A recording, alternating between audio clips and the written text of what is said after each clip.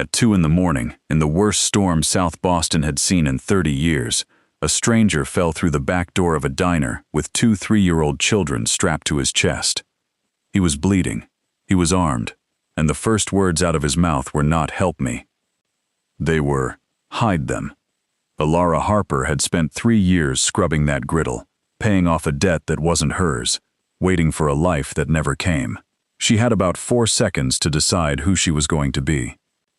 What she didn't know, what nobody in that city knew, was that the man dying on her floor already owned her, not her heart, not yet, her debt. And the men hunting him were the same men who had been calling her phone every morning for a year. This is the story of the night the bill came due. The neon sign over Sullivan's Diner had been dying for as long as anyone could remember. It flickered a sickly yellow through the rain on D Street, buzzing like a trapped wasp, spelling out a promise the place had stopped keeping around 1987. It was past 2 in the morning. The gutters had given up. Water ran down the curbs in black sheets, carrying cigarette butts and receipts toward the harbor, and there wasn't a soul on the sidewalk from Broadway to the bridge. Inside, Elara Harper worked the griddle with a wire brush in both arms. She was 24 years old, and she had a way of scrubbing that had nothing to do with the grill. 2 years of nursing school, 3 semesters short of a license, a mother who had fought the long fight at Brigham and Women's and lost it on a Tuesday in October, and after all of it, after the funerals and the casseroles and the paperwork, $84,000 in medical bills with her name on them, because she had signed as guarantor at 19, when she still believed hospitals were on your side. So she scrubbed. The diner smelled of old grease and bleach and coffee that had been burning since noon, and she had long since stopped noticing. She flipped the sign to closed. She turned the deadbolt. And that was when something hit the back door. Not a knock. A weight. A heavy, wet, sliding weight, the sound a sandbag makes when it goes over. Elara froze with the scouring pad in her hand, soap running down her wrist. In that neighborhood, at that hour, you did not open your door. Everyone's mother taught them that. Hers had taught her twice. Then she heard the other sound. Small, high, frightened, the sound of a child trying very hard not to cry. Elara set down the pad. She picked up the iron poker that leaned against the old wood-fired oven, and she walked toward the back corridor with her heart going like a bird in a box. She turned the bolt. She opened the door 1 inch, and a man fell into her diner. He came down hard on the cracked linoleum in a heap of soaked wool, and he was enormous, 6'3" if he was an inch, in a charcoal suit that had been beautiful about 6 hours ago. Now it was ruined. The rain had ruined some of it. Something else had ruined the rest. Elara stumbled back a step, the poker up. "You can't be here," she heard herself say. Her voice came out thin and strange. She dug in her apron for her phone. "I'm calling an ambulance." No. The word came out of him like gravel down a chute. No police, no hospitals.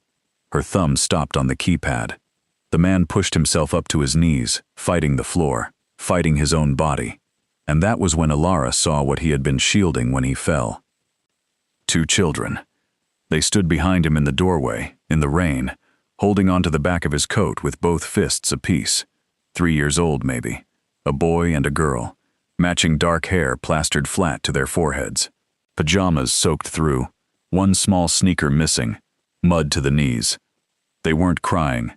That was the part that went into Elara like a nail. Children that age don't stand in a freezing alley at 2 in the morning in silence. Children that age scream. These 2 just held on and watched her with enormous dark eyes, and they didn't make a sound, because somewhere in the last few hours somebody had taught them that sound was dangerous. "Please," the man said. She looked down at him. His eyes were a pale, startling blue, and there was nothing in them but one single thing. Hide them. Outside, headlights swept the brick wall of the alley. Tires hissed on wet asphalt at the end of the block, slowing. Somebody was hunting, and hunting close. Elara Harper did not weigh it. She would think about that for the rest of her life, how there was no debate, no calculation, no careful moral arithmetic. Some doors in a life only open once, and you go through or you don't. "Get up," she said, and grabbed him under the arm. "Come on, up." She got him into the dry goods pantry, a windowless closet of a room stacked with flour sacks and gallon cans of tomato sauce, and lowered him onto a pile of empty potato sacking. The children came with her without being asked, still gripping his coat, and when she knelt, they crowded against her legs instead, instantly, the way small animals do when they've decided. "Stay right here," she whispered. "Stay quiet. Can you do that for me?" The little girl nodded once, solemn as a judge. Elara ran. She hit the kitchen lights off with her elbow, grabbed the mop, and went over the linoleum in the corridor in long, fast strokes, drowning it in bleach until her eyes watered. She had the mop back in the bucket and herself down behind the counter when the SUV rolled into the alley and stopped. Boots. 2 sets, then 4. Splashing. The back doorknob turned, rattled, turned again, harder. A voice came through the steel, calm and unhurried, and somehow that was worse than shouting. "Check the perimeter. He can't have gotten far, not carrying what he's carrying." Elara pressed her back against the cold steel of the counter and put her hand over her own mouth. She counted her heartbeats. She got to 91. Then the boots retreated, the doors slammed, and the engine dragged itself away up the block and was gone. She let out a breath that shook the whole length of her. Then she got the first aid kit, the big industrial one bolted by the walk-in, the one that hadn't been opened since a fry cook lost an argument with a slicer in 2019, and she went back into that pantry, and she became, for the first time in 3 years, the person she had trained to be. He was propped against a rack of canned peaches with his eyes shut. The children had settled on either side of him, and the boy, the one with the cowlick, had his small hand flat on the man's chest, as if holding him in place. "Let me see it," Elara said. Her voice had changed. It had gone flat and calm and unarguable, the voice of a triage bay at 4 a.m., and the man opened his eyes and looked at her with something like surprise. "Who are you?" "The person who just saved your life. Take off the jacket." He hesitated, then he shed the ruined jacket and the shirt beneath it, and Elara made herself look at the wound and nothing else, because his back and chest were a map of old ink and older scars, and none of that was her business tonight. Through and through, just below the right ribs, entry clean, exit clean. It had missed everything that mattered, which was pure dumb luck, but he had been leaking for a while, and it showed in the gray under his skin. "This is going to be bad," she said, uncapping the alcohol. "I'm sorry, I don't have anything for the pain." "Do it." She did it. He took hold of the wooden shelving with both hands, and he did not make a sound, and Elara understood, in a cold and quiet way, that he wasn't being brave. He was being quiet. For the children, there was a difference, and she could see him choosing it. The only thing that gave him away was the shelf. It cracked under his right hand. She packed the wound, taped him tight around the ribs, and sat back on her heels with her hands shaking now that it was over, the way they always did after, never during. He hadn't looked at the wound once. The entire time, his eyes had been on the 2 children. "They haven't eaten since noon," he said. There was a tactical bag by his feet, black nylon, spattered. Elara unzipped it and stopped breathing for a second. Banded stacks of $100 bills, a handgun, matte and ugly, and, sitting on top of all of it like an apology, a box of animal crackers and 2 juice boxes. She looked at the crackers a long time. Then she carried them out to the counter, and she made 2 grilled cheese sandwiches and cut them into triangles, and she poured 2 cups of milk, and she sat those children up on flour sacks in a storeroom in South Boston at 3 o'clock in the morning, and fed them. The little girl ate hers in 4 bites, and then, without a word, held the last triangle up toward Elara. Elara's throat closed. "What are their names?" she asked. "Leo and Stella," the man said. "I'm Elara." "Jack," he said, and the half-second before he said it told her it wasn't the whole truth. "Jack, you can't stay in my pantry," she said, when the children had eaten. "Morning cook's here at 5. Jack's eyes moved around the room, not panicked, measuring. The door, the ceiling, the vent, the distance to the alley. It was the look of a man who had spent his whole life doing arithmetic that nobody else in the room could see. "Where do you live?" She should have lied. She would replay that too. Upstairs. There's an apartment over the diner. He reached into the bag and pulled out 2 banded bricks of cash and set them on the flour sack between them. $20,000. Easy. More money than Elara Harper had held in her entire life, sitting in the dust between a bag of bread flour and a box of animal crackers. 48 hours, he said. No doctors, no police. A locked door. That's all I'm asking. And there's more where that came from. Elara looked at the money. She thought about $84,000. She thought about the letters with the red band across the top, the ones she'd stopped opening. She thought about the voice on the phone that called every Tuesday and Thursday at 8:15, and always used her mother's first name. Then she looked at the gun in the open bag. "Put it away," she said. "The money?" The money. He watched her for a long moment. Something in his face changed. She couldn't have named it then. Later she would understand that it was the first time in years anyone had told Dominic Moretti no, and meant it kindly. He put the cash back in the bag. Stella had fallen asleep sitting up, her head against Elara's arm. One small fist knotted in Elara's apron string like she meant to keep it. 48 hours, Elara said quietly. Then you're gone. Getting a 220-pound man and 2 exhausted 3-year-olds up a rusted exterior fire escape in a January downpour was the hardest physical thing Elara had ever done, and she had once carried her mother from a bathroom floor to a bed. Leo she took first, on her hip, one hand on the rail. Then Stella. Then she went back down for Jack, and by the 3rd landing he was leaning his whole weight into her, and apologizing every 20 seconds in a voice that was fading out at the edges.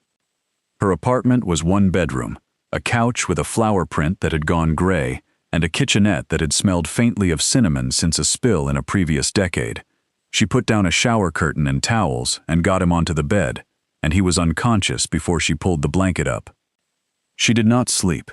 She built a bed for the twins on the living room floor out of couch cushions and every blanket she owned, and she peeled them out of their wet pajamas and put them in 2 of her own t-shirts, which came down past their ankles like nightgowns.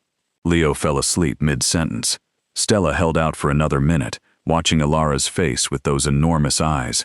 "Is he going to be okay?" the little girl asked. It was the first thing either of them had said out loud. "Yes," Elara told her. "I'm a nurse, almost." Stella considered this, apparently found it sufficient, and closed her eyes. Elara sat in the armchair until dawn came up gray and wet through the rain-streaked window, and she watched 2 children she had known for 4 hours sleep on her floor, and she thought, whatever happens now, I am not going to be able to unknow them. At 7 minutes past 6, she heard a sharp gasp from the bedroom. She was through the door before she thought about it, and stopped cold. Jack was bolt upright in the bed, chest heaving, and the handgun was in his fist and it was pointed at the center of her. Elara raised both hands very slowly. "It's me," she said, calm, the triage voice again, because it was the only one she trusted. "It's Elara. You're in my apartment. Your kids are asleep in the next room and they're fine." She watched him come back from wherever he'd been. It took 3 full seconds, and in those 3 seconds she saw the whole shape of his life. A man who woke up ready, every single time, because once he hadn't been. He lowered the weapon, winced as the motion pulled his side, dropped his head into his free hand. "I'm sorry," he said. "Put it away, please." He slid it under the pillow, and then his eyes went to work again. Window, door, walls, the angle of the fire escape. "I need to make a call. You need to lie down before you tear those sutures." She crossed the room and put a hand flat on his good shoulder and pushed. And to her genuine astonishment, he went, "I'll get you water and something for the pain." When she came back with 2 ibuprofen and a glass, he was staring at the ceiling. "Who did this to you?" she asked. His jaw set. "A man I trusted for 20 years, Arthur Rossi." The name went down Elara's spine like cold water. She didn't know the underworld. Nobody in that neighborhood knew it. But everybody in South Boston had heard the name Rossi, the way you hear about weather in another county. Distantly, and with the understanding that it could always come your way. Why? Because I was changing the rules.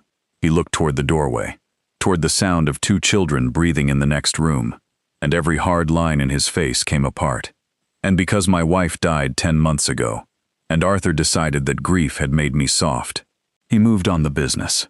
And when that wasn't enough for him, he moved on the twins, because a man who has my children has me. Elara stood very still with the glass in her hand. She was looking at his chest, at the ink over his heart. A black falcon, holding a crown. She had seen that mark before. Everyone in Boston had. It had been on the 6 o'clock news for a week straight, 4 years back, over footage of federal agents carrying bankers' boxes out of a warehouse on the waterfront. "You're not a man in a suit," she said. Her voice came out as barely anything at all. "You're Dominic Moretti." He didn't blink. "I told you that you were safer not knowing. You brought this into my home." She backed up a step and found the wall. "You brought them to my door." "I brought a father and 2 3-year-olds to your door," he said, and his voice never rose, which was somehow worse. If Arthur Rossi puts his hands on Leo and Stella, it ends the Moretti line, and that is the only thing he wants in this world. There was nowhere else. "I am sorry. I will be sorry about it for the rest of my life." And then, 3 floors down, somebody started pounding on the front door of the diner. It was 6:10 in the morning. Sullivan's didn't open until 7. Elara went to the living room window and put 2 fingers in the blinds. 3 black SUVs sat nose to tail along the curb, parked the way men park when they have never once in their lives worried about a ticket. 4 men in dark raincoats stood on the sidewalk, and at the glass door of the diner, tapping politely with a silver-tipped walking stick, was a tall, narrow man with a face like a closed drawer. "Dante," Jack said from the doorway behind her. He had limped out, leaning on the frame, gun in hand. "Arthur's lieutenant. If you don't answer that door, he'll open it, and then he'll sweep the building, and then he'll come up here." Elara turned around. "You want me to go down there?" "I want you to go down there and be exactly what he expects. A waitress who got woken up an hour early and is furious about it. You haven't seen anything, you don't know anything, and you want him off your sidewalk. I can't lie to a man like that. He'll see it." Jack crossed the room. She saw what it cost him, and took her by the shoulders. "Elara, look at me." She did. "Last night you opened a door you had every reason to keep shut. You dragged a man twice your size up a fire escape in the rain. You are the bravest person in this building by a distance, and there are 4 armed men outside." His mouth moved, almost a smile. "Go down there and be rude to him. You're from Boston. You've been training your whole life." She laughed. It came out wrong and wet, but it came out. She pulled an oversized sweater over her pajama top, dragged a hand through her hair to make it worse, and went down the interior stairs with her heart slamming in her throat. Through the glass she could hear them discussing, without any particular urgency, whether to break it. She threw the bolt and opened the door 6 inches and glared out. "We open at 7, she snapped. "There's a sign. It's a big sign." Dante smiled. It was a beautiful smile, white and even, and there was nothing at all behind it. "My apologies, miss. We're not here for coffee." He turned the cane in his fingers. "We're looking for a stray dog. Big animal. Hurt pretty badly. Came through this alley last night. Made something of a mess." He gestured with the stick at a faint pink smear on the wet pavement, the ghost of what she'd bleached away. "I didn't see a dog," Elara said, and folded her arms so he couldn't see her hands. "Some drunk got sick by my back door around 1. I bleached the whole alley. Cost me an hour." She let her chin come up. "Now, unless you want a burnt bagel, I've got prep." Dante leaned in slightly, and his eyes went past her, into the dark diner, over the stools, the booths, the door to the kitchen. "You're all alone in here?" "There's a shotgun under the counter," Elara said, "and I've got a temper. I'm fine." He looked at her for a long, still moment, long enough for her to understand that this was the actual test, and that it was not going well, and that all she could do was hold her ground and glare. Then he chuckled and tapped the cane twice on the pavement. "All right then, we'll leave you to it." He drew a card from his breast pocket and offered it, holding it out between 2 fingers until she took it. "But if that dog turns up, you'd do well to call the pound." She shut the door in his face and threw the bolt, and slid all the way down to the floor with her back against the glass. Then she looked at the card in her hand. Heavy cream stock, raised lettering, a phone number. She knew that phone number. She knew it the way you know your own address. Apex Financial Solutions. For 14 months, that number had come up on her phone twice a week. It had followed her to work. It had followed her to her mother's grave. She had actually stood at the stone in the rain at Fairview and watched it light up her screen. Apex Financial Solutions held $84,000 of oncology bills from Brigham and Women's Hospital, with Elara Harper's signature on the guarantee. Her legs were lead going up the stairs. Jack was sitting on the edge of the bed, gray-faced, trying to retape his own bandage. He looked up when she came in. "They're gone," she said.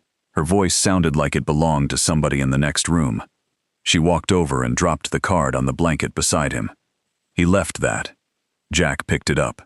She watched a muscle move in his jaw. "That company owns my mother's debt," Elara said, and then, finally, the thing that hadn't broken all night broke. She sat down hard in the armchair and pulled her knees up. "They've been threatening to garnish my wages. They've threatened to come after this apartment, and that man just handed me their card like a business referral." Jack set it down very carefully, the way you set down something that might go off.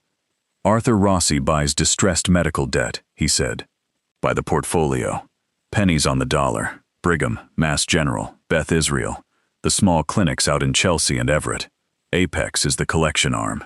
And it isn't really about the money." Elara lifted her head. "Then what is it about?" "Leverage." He said it flatly, without pride and without excuse. A dockhand with a sick kid suddenly owes $110,000 to a company that will not stop calling. Then a man in a nice coat shows up and explains that the debt could go away if he happened to be looking the other direction on a Thursday night. A clerk at a bank downtown, a nurse, a customs officer, a records assistant at the courthouse. Arthur doesn't recruit them. He buys their worst month and waits. "Desperate people," Elara said. "Desperate people do desperate things." He leaned forward and paid for it. "When I took the family 3 years ago, I wanted out of that business. All of it. My father built this on other people's bad luck, and I have spent 3 years trying to turn it into something that could survive daylight. Real estate in the seaport, construction, freight logistics, things with tax returns. I moved the predatory paper to a board of directors with instructions to wind it down and forgive what couldn't be sold. And Rossi didn't want to go legitimate. Arthur is 68 years old, and he believes fear is the only asset that never depreciates." Jack's voice thinned. "He watched me get married. He watched me become a father. He watched me bury my wife. And he decided that a man who loves things is a man with handles on him." He looked toward the living room door, where 2 3-year-olds were still asleep on couch cushions. He wasn't entirely wrong. "So what now?" Elara pressed the heels of her hands into her eyes. "You can't stay." He knew I was lying. I could see it. He suspects. He doesn't know. Jack was already reaching into the bag. He came out with a satellite phone, thick and black, no maker's mark anywhere on it. But Dante doesn't leave loose ends, and he doesn't wait. We have hours, maybe less. He powered it on and dialed from memory. Elara stood at the end of the bed and watched a man with a hole in his side and an IV of nothing but ibuprofen take command of a room by changing nothing except the pitch of his voice. "Declan, it's me." A pause. The sit-down in the north end was a setup. "I'm hit. Right flank, through and through. I'm mobile but slow. I have both children with me and they're unharmed." Another pause. "South Boston, a diner on D Street." His eyes came up and found hers. "Bring a second vehicle. There's a civilian." Elara's head came up. "No." Jack held up one hand. 45 minutes, he said into the phone. "If you're not here by then, assume the worst and go straight to my sister." He ended the call and set the phone down. "I'm not going anywhere with you," Elara said. "I saved your life. I lied to those men for you. You said 48 hours and then you were gone. You don't have a life here anymore." It came out like a door slamming, and she flinched, and immediately his whole face changed. He let out a breath. I'm sorry, but listen to me. Dante left that card on purpose. He ran your name the second you opened the door. He knows who holds your paper. He knows what you owe. He knows you live alone above a business with no cameras. He wasn't threatening you. He was telling you he can find you whenever he wants." Elara opened her mouth and found nothing in it. "If I walk out that door and leave you here," Jack said quietly, "you will not see the end of the week." From the living room came a thin, rising wail. Leo had woken up, in a strange room, to raised voices. Elara didn't decide to move. She was simply moving. She went in and knelt on the cushions and gathered him up, a solid, warm, indignant 3-year-old, and put him against her shoulder and swayed, one hand on his back, murmuring the same 6 nonsense words her mother had used on her. The crying stopped inside of a minute. He put his face into her sweater and stayed there. Jack had come to the doorway. He was leaning on the frame, and he was watching his son let a stranger hold him, and there was something in his expression that Elara would not be able to name for a long time. "Pack a bag," he said. "Nothing heavy. Clothes, your papers, whatever cash you have. And go where?" Stella sat up on the cushions, hair in her face, and looked around for her brother. "Somewhere with walls," Jack said. Waiting was the worst of it. Elara packed a duffel, 3 pairs of jeans, her mother's silver locket, her birth certificate, and $211 out of a coffee can on top of the refrigerator. She put the animal crackers in the tactical bag. She found 2 pairs of her own socks and doubled them on the twins' feet, because Leo had lost a shoe somewhere in the night, and there wasn't a child's shoe in that building. Jack sat at the living room window, with the blinds cracked a millimeter, the handgun on his knee, and did not move for 35 minutes. The rain had thinned to a gray drizzle. Fog sat on D Street like a lid. "He's late," Elara whispered. "Traffic on the pike," Jack said, but his shoulders had gone rigid, and she was learning to read him. Then, from the street, the crunch of heavy tires on wet asphalt. Jack's hand closed on the grip of the gun. 2 black Chevrolet Tahoes rolled in. One stopped across the street. The second turned and blocked the mouth of the back alley. "Is that him?" "Declan drives a Range Rover," Jack said, and his voice went absolutely flat. "Get the children behind the couch, now." Downstairs, glass exploded. Elara moved. She had Stella under one arm and Leo by the wrist, and she put them both down in the gap between the couch and the wall, and pushed a cushion in front of them and said, "Stay, stay," in a voice she had never used before in her life. And then she smelled it. Gasoline, coming up through the floorboards. Jack was already on his feet. "They're not sweeping the building," he said, and for the first time all night there was real fury in him. "They're going to burn it and wait outside for us to come out." Beneath them came a soft, terrible whump, and then the sound of fire finding something it liked. Heat came up through the soles of her shoes in under a minute. Black smoke curled out of the heating vents in ribbons. The old smoke alarm in the hallway began to shriek, and downstairs the fryer oil caught, and the whole floor seemed to shudder.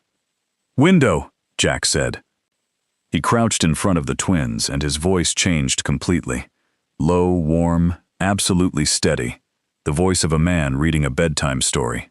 "Leo, Stella, we're going to play the quiet game, all the way down the stairs and into the car. Whoever's quietest gets to pick dinner." Stella nodded. Leo, who was 3 and had opinions, said, "Pancakes," and Elara nearly came apart on the spot. Jack shoved the tactical bag into her hands and hauled the bedroom window up. The sash screamed. Freezing air came in and the smoke went out past them in a rush. Elara went first, onto slick iron.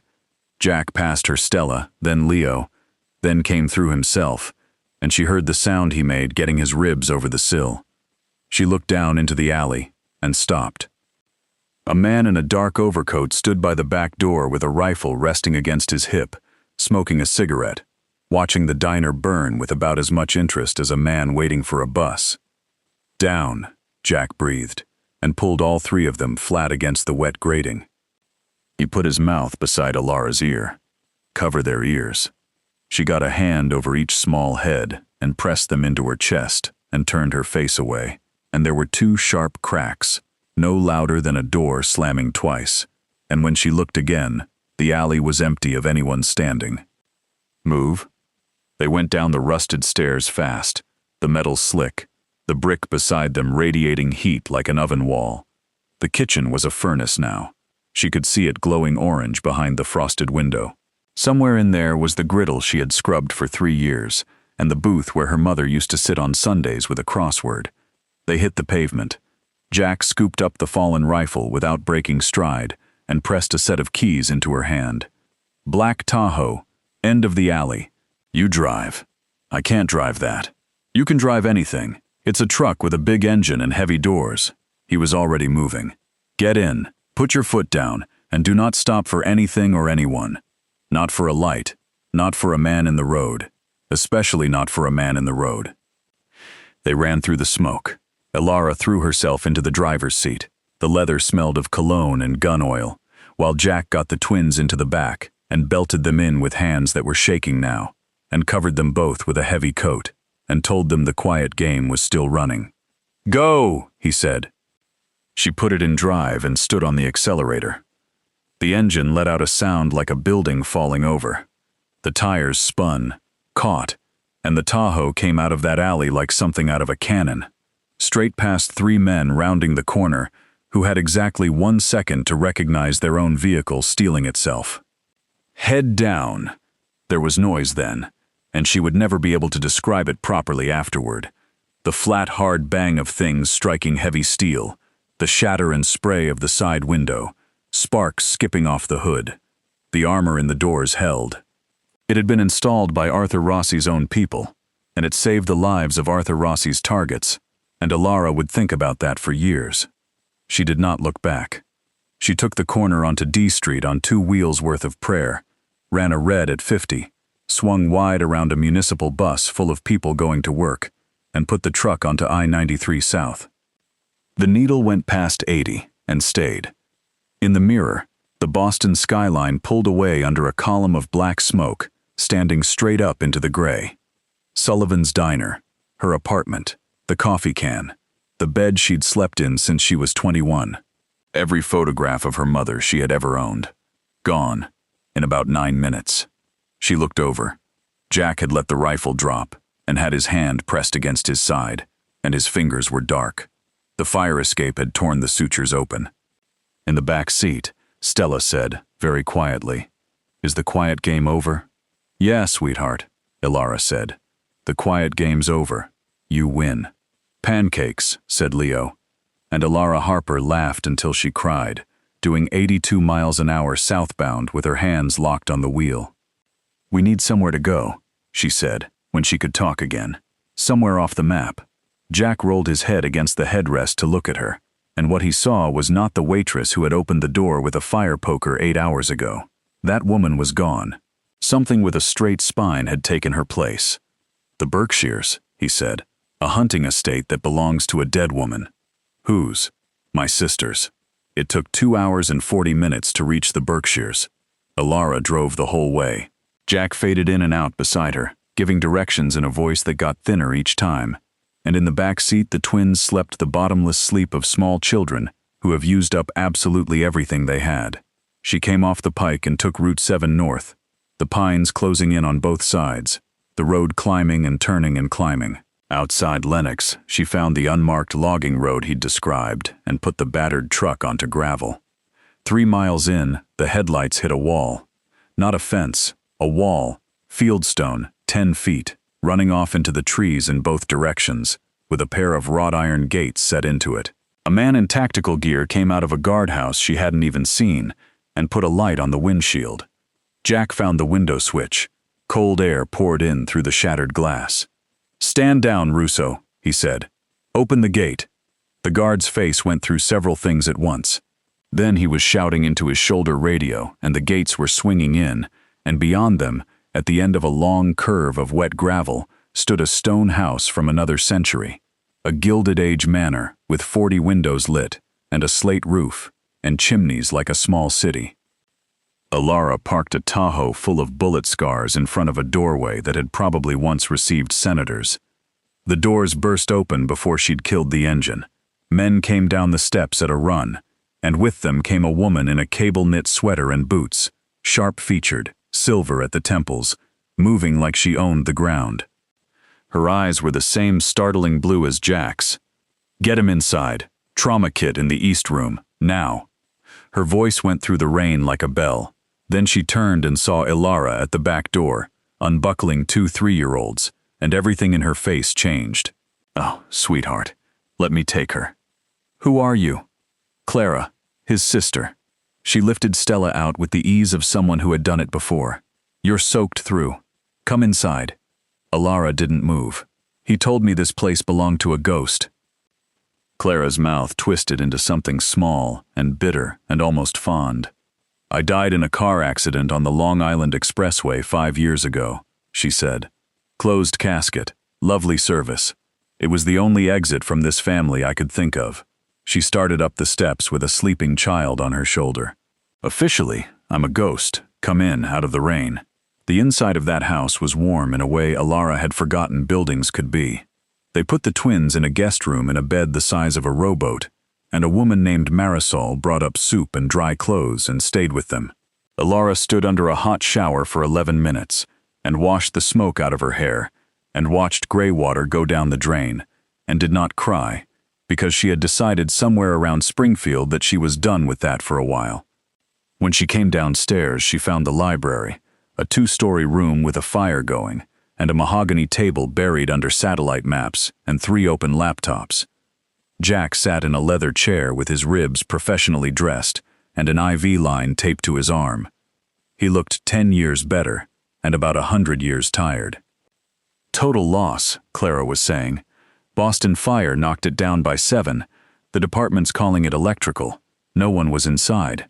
She glanced up. "Ah, there she is." Jack's eyes came to Elara and stayed there.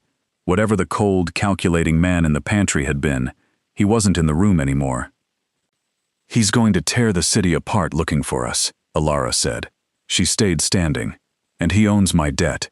He knows my name, my face, my mother's name, my social security number, and everywhere I've ever worked." Clara set down her coffee.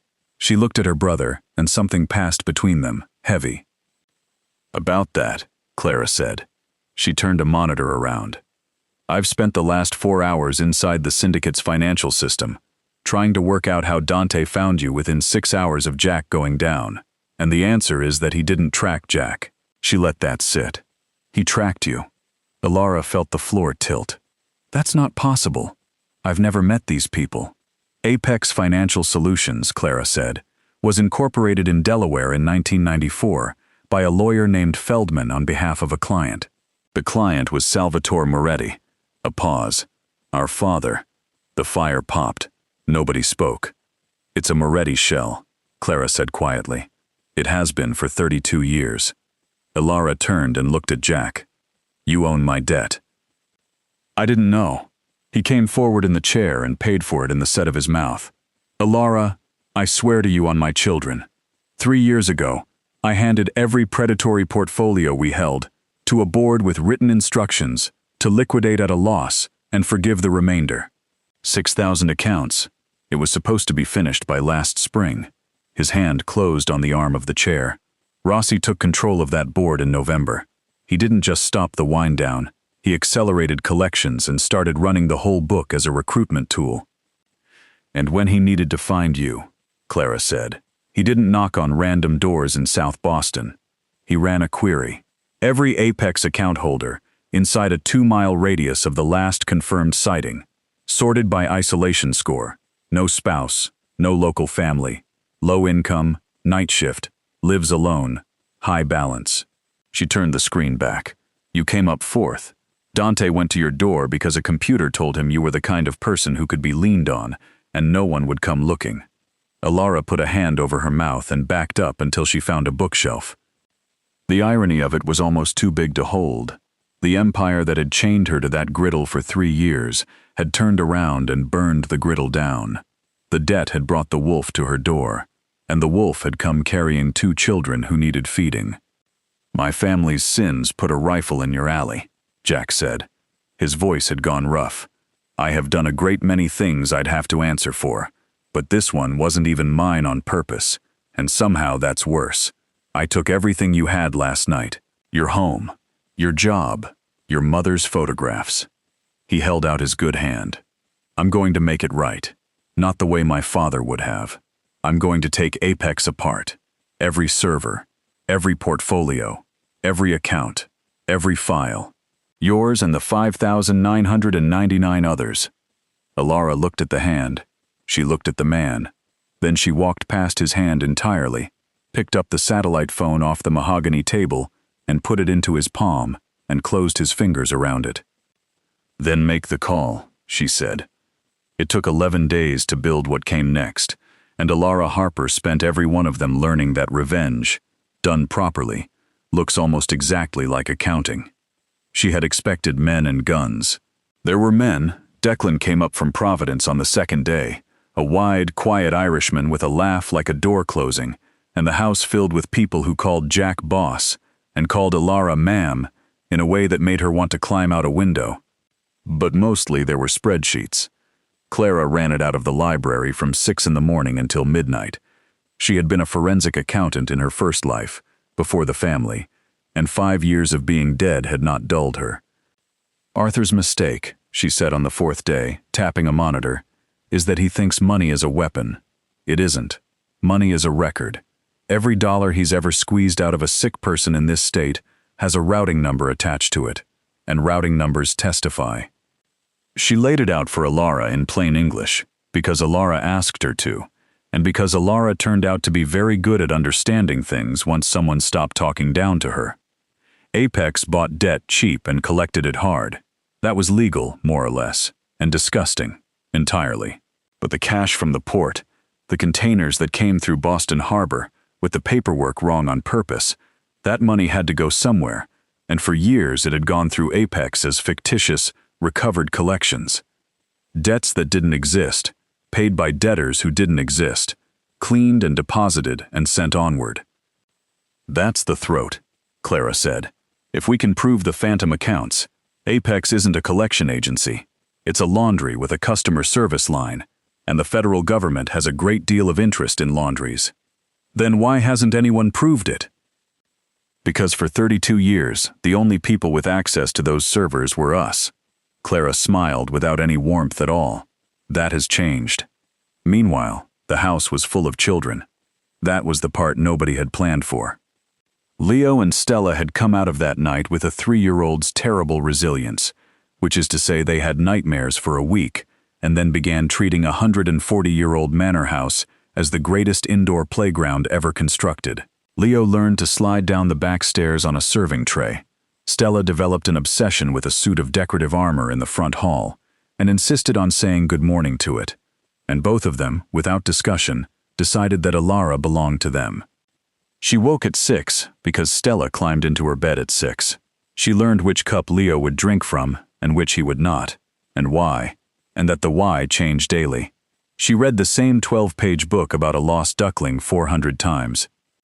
On the 9th night, she came down for water at 2 in the morning and found Jack in the kitchen, sitting at the butcher block with a glass of milk and a 3-year-old asleep across his shoulder. "Bad dream," he said. Elara sat down across from him. "Can I ask about her?" she said. "Their mother." He was quiet long enough that she nearly took it back. "Isabella," he said. "She taught 4th grade in Medford before I ever met her, and she kept teaching for 2 years after, which made my father insane. A ghost of a smile. She was the only person alive who wasn't afraid of me. Not brave about it, just, it never occurred to her." "What happened?" "An aneurysm. In a grocery store parking lot on a Tuesday in March, with 2 car seats in the back." He shifted Leo's weight. "There was no one to blame. I have spent 10 months looking for someone to blame, and there is no one, and Arthur mistook that for weakness." Elara reached across the butcher block and put her hand over his, briefly. "The way you would with anyone." "It isn't weakness," she said. "I sat with my mother for 9 months. Grief isn't weakness. It's just the bill for having loved somebody." Jack looked at her for a long moment in the dark kitchen. "You know," he said, "you were going to be a nurse. I was going to be a lot of things. You still could be." Elara laughed softly. "With what money?" And Jack Moretti said, "That's an odd question to ask a man in my line of work." And Elara laughed for real, and the sleeping boy on his shoulder never stirred. The plan had one hole in it, and on the 12th day, Elara found it. Clara could get into the Apex financial system. She could not get into the physical server room on the 14th floor of a building on Federal Street because the phantom account ledger, the one that mattered, the one that turned a collections agency into a federal case, was air-gapped.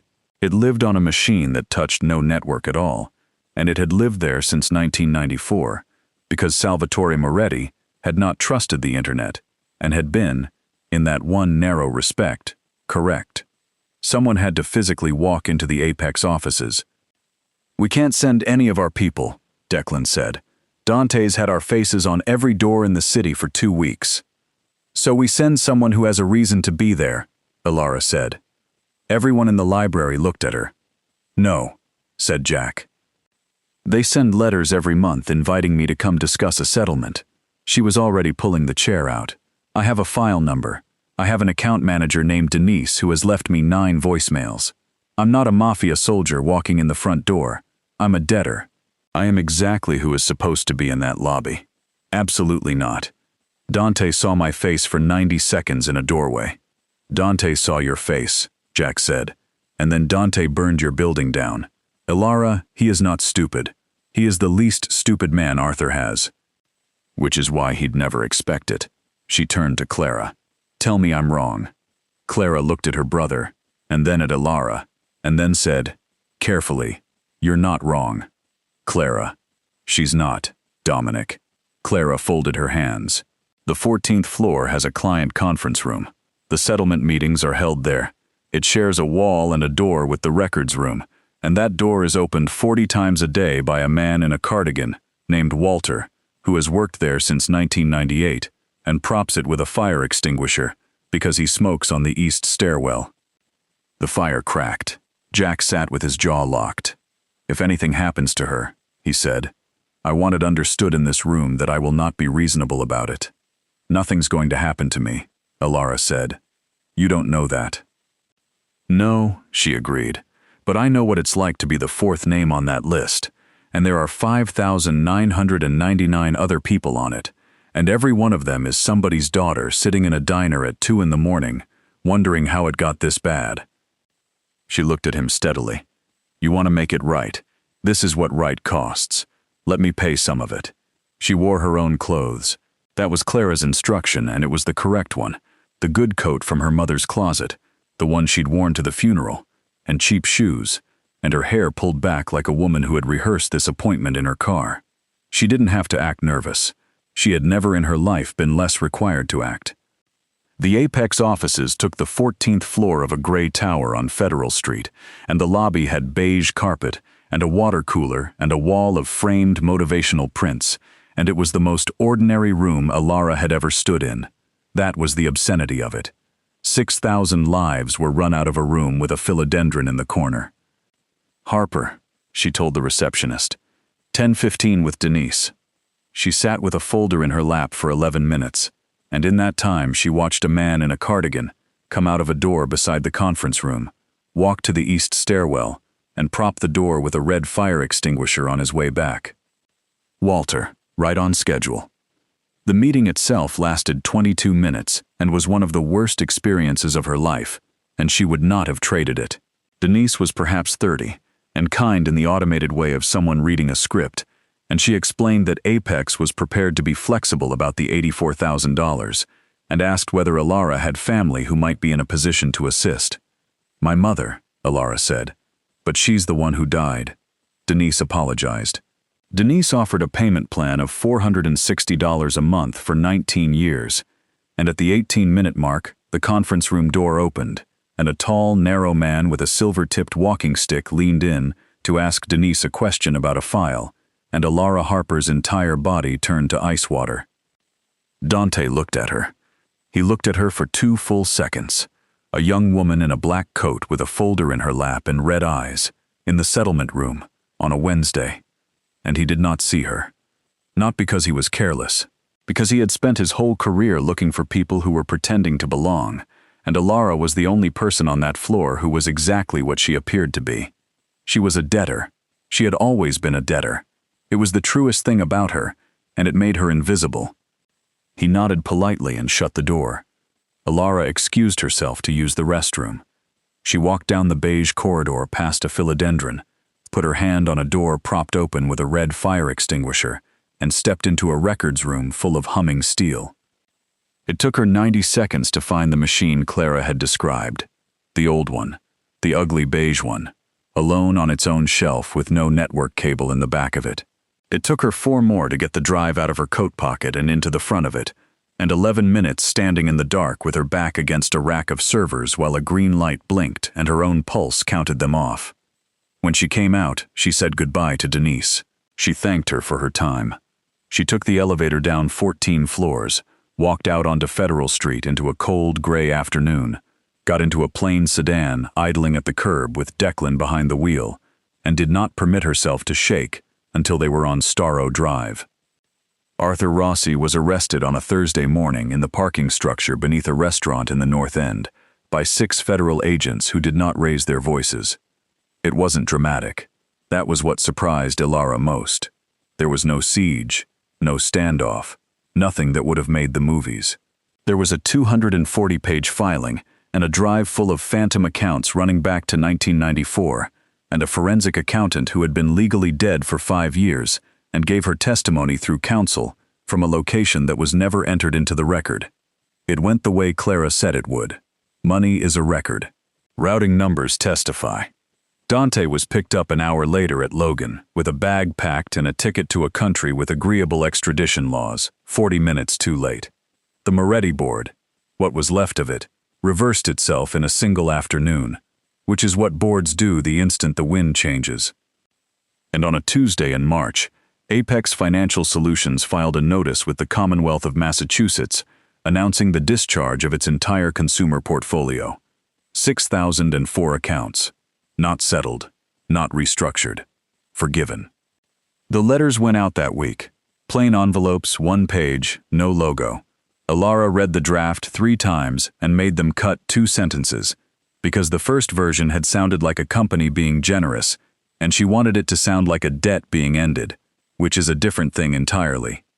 Somewhere in Chelsea, a dock worker with a sick kid opened his mail and sat down on his front steps.